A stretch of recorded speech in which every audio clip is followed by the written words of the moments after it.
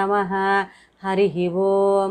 అందరికీ నమస్తే అండి. అందరూ కూడా ఆ భగవాన్ అనుగ్రహంతో అందరము బాగుండాలని మనసారా అమ్మవారిని ప్రార్థిస్తూ ఉన్నాను. ఈ రోజున మనము శ్రీ దుర్గా సప్తశతిలోని అమ్మవారి యొక్క కవచం గురించి మనము విందాము.